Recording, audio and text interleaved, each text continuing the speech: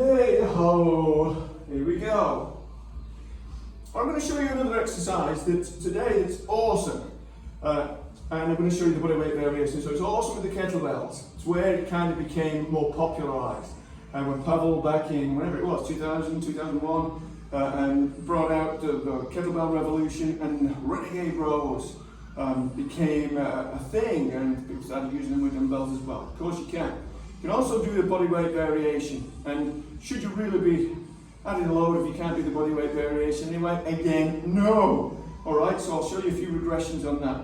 Essentially, the Renegade Row, and hey, this might be a bit sketchy when I'm doing this. I've got a little issue with my shoulder and my hip at the moment, and we need them. We need stability through there. So, and that's not an excuse as well. Is they could be sketchy anyway. Okay. What we're trying to do is always stay safe. We're trying to row one arm at a time, and we're trying to avoid a huge shift around here. So we have to connect from tip to toe. Alrighty, hello bindles. Thank you. Watch out, sweetheart.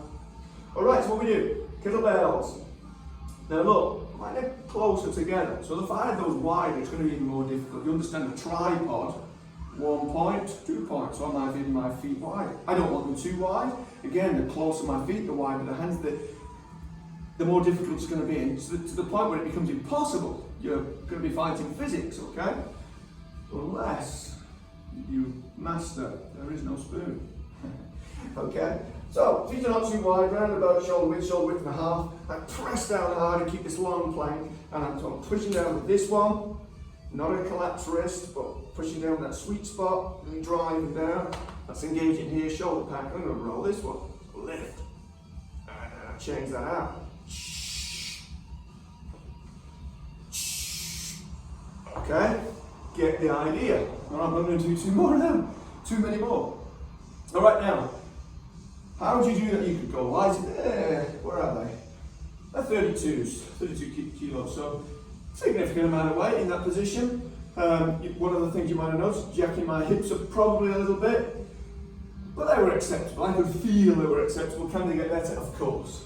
Now, so you can do that from a push-up position. It's an awesome drill, stability drill for your shoulder and your midsection. Okay, now, one thing you want to learn is, anyway, this sort of disassociation between each of the shoulder blades.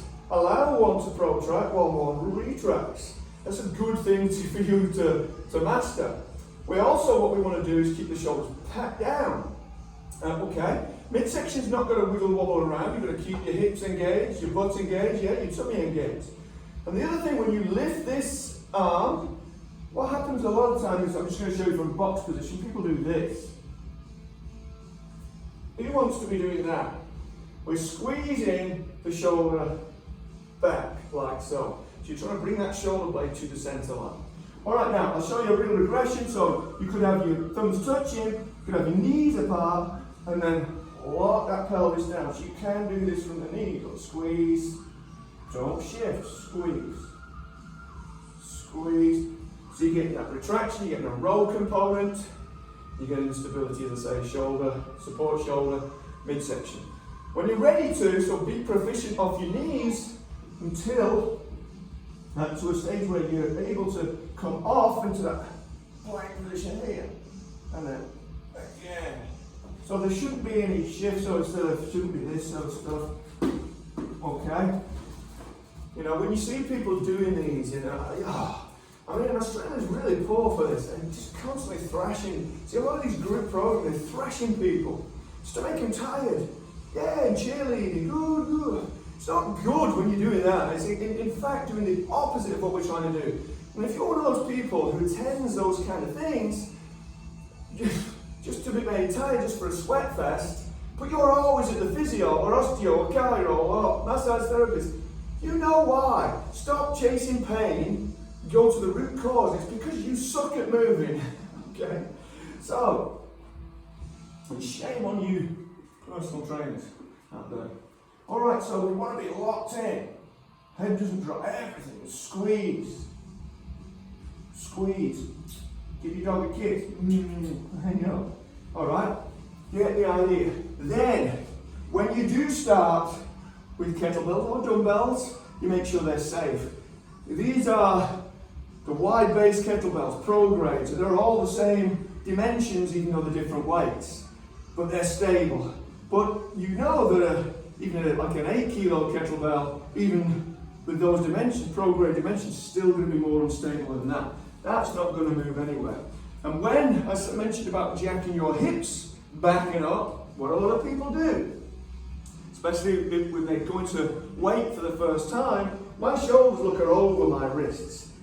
If you start doing that, you understand that that is a possibility, okay? Make sure you're proficient with your body weight first. I don't know many drills where that isn't the case. But everyone wants to be level 10, when currently they're minus 10, all right? Take your time. You've got the rest of your life, okay, to get better every day. All right, that's one of Max Shanks' little things. Better every day. It's a really good tagline because be a little bit better than you were yesterday. And that's not even possible. Straight line progress. But learn, embrace the suck of learning is where all the good stuff's happening. Catch you.